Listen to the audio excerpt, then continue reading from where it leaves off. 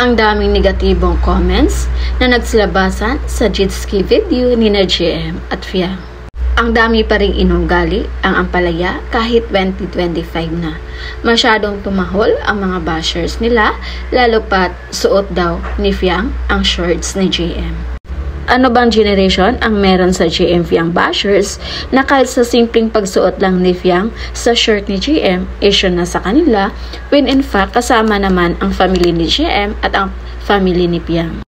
Kaya binigyan ng mga supporters ng GM Fiang ng point of view ang mga bashers, lalo na sa mga comment na ganito. Ito yung mga binitawang salita ni Fiang sa naganap na rap battle nila ni Jazz. Ano ba pinunta mo dito? Pangarap o shota? Ito naman yung naging pahayag ng mga supporters ng GM Fiang or ni Fiang. Kahit na shota ba daw ang pinunta ni Fiang sa bahay ni Kuya, hindi pa rin magbago na siya ang big winner. Kaya both nakuha ni Fiang, pangarap at shota. Pangalawa sa mga negative comment nila, yung hindi in-apply ang girl code. Well, guys, to be honest, in-apply lang ang girl code kung may boyfriend ang babae at may girlfriend ang lalaki. At hindi naman girlfriend ni GM si Jazz. At hindi din boyfriend ni Fiang si Shan. Manliligaw lang ito. So, ibig sabihin, wala pang commitment si Fiang kay Shan. Although may manliligaw si Fiang, pero hindi ibig sabihin na hindi niya siya allowed mag-entertain ng iba. Dahil kailangan niya pa rin mamili kung sino yung pinaka-best sa kanyang mga manliligaw. Pangatlo, sa naging negative na komento, yung sinabi nitong gets ko si Mac. Aangat talaga lifestyle pag dumikit sa'yo. Naayon pa sa mga supporters ni JM, kahit wala si Fiang, sisikat din naman si JM alone dahil may talent at may hitsura din.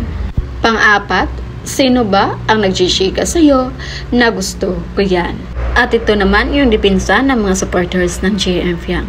Hindi sinabi ni Fiang na hindi siya magkakagusto. Ang feelings nagbago. Baka na-develop si Fiang. Maring hindi niya ito gusto noon, pero nung nakita niya ang effort ni GM, nahulog din ang loob niya dito. At ang pinakalas na comment na masyadong nagpainit sa mga supporters ng GM Fiang, kaya may mga nadama na ibang love team sa sinabi nitong babae para sa lahat. Kaya ayon pa sa mga supporters ng GM Fiang, ilang GM ba ang kasama ni Fiang ngayon? Mula ng paglabas ni Fiang sa bahay ni Kuya, ilan pa bang lalaki ang naugnay kay Fiang ngayon?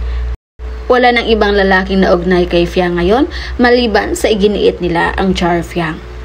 Na kahit ilang beses nang nagpaliwanag si Fiang, nag-close friend or good friend lang sila ni Jaren. At ni minsan hindi nakita na magkasama silang dalawa aside kung may mga projects or may mga endorsements sila. O di kaya may mga mall show pero wala silang mga moments na off-cam. Dahil sa sobrang galit nila sa mga supporters ng GM Jazz, nadamay si Jazz. Na ayon pa sa kanila, ito daw yung babaeng para sa lahat dahil mas marami pa itong nakapartner kumpara kay Fiang, gaya na ng R-Jazz, Jazz D at GM Jazz. Kaya yung point of view ko dito guys, hanggat hindi titigil ang mga supporters ng GM Jazz sa pagbabash kay Fiang or kay GM, hindi din titigil ang mga GM Fiang na idamay si Jazz sa issue. Dahil kahit papano, meron din silang ibato sa kanilang idolo. So yun muna yung pa-update natin guys. And again, this is Vinales TV. Thank you for watching.